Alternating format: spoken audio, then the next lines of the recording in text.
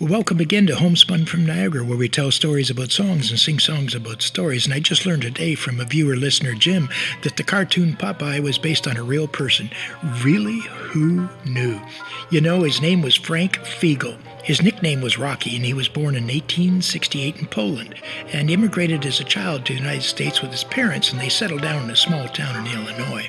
As a young man, Rocky went to sea, and after 20 years as a sailor in the Merchant Marines, he retired, and he was later hired by Wybush's Tavern in the city of Chester, Illinois.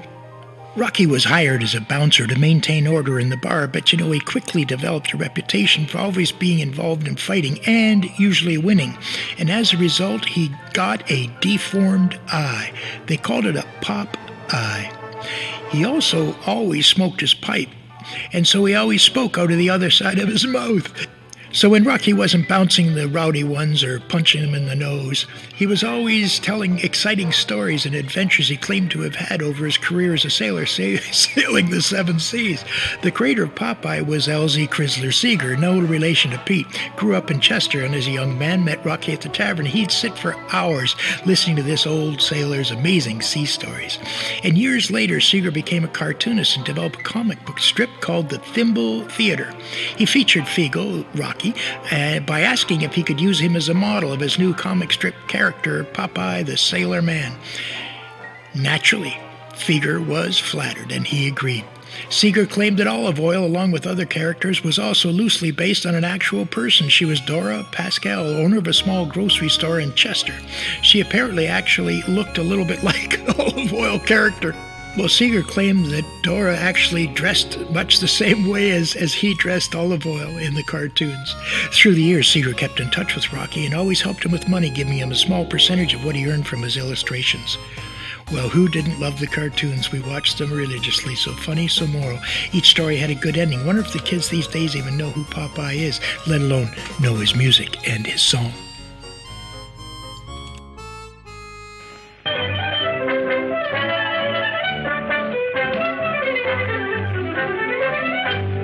Popeye the Sailor Man. I'm Popeye the Sailor Man.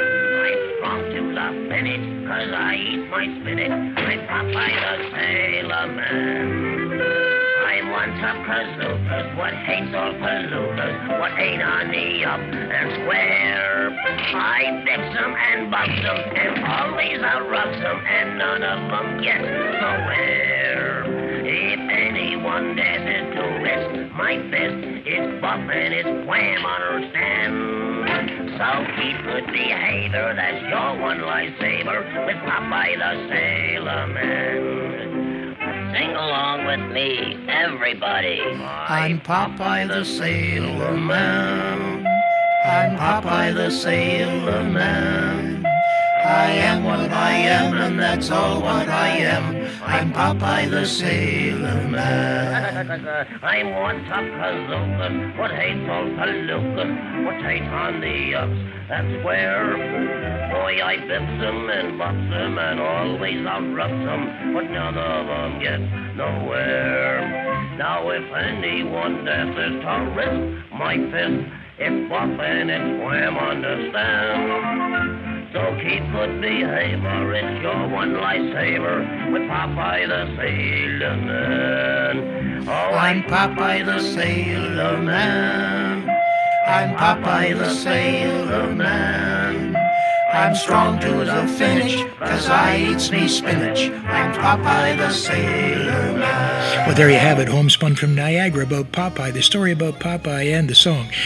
We heard 3 tracks in there. The Popeye Rhapsody was the Jerusalem Symphony Orchestra conducted by Ian Rechtim. And secondly was the harmonica version of the Popeye song. And finally, we heard the original Popeye version recorded in 1934. Popeye the Sailor Man has been another song and story, homespun if you like, produced right here at Stonewall Studios in the heart of Niagara.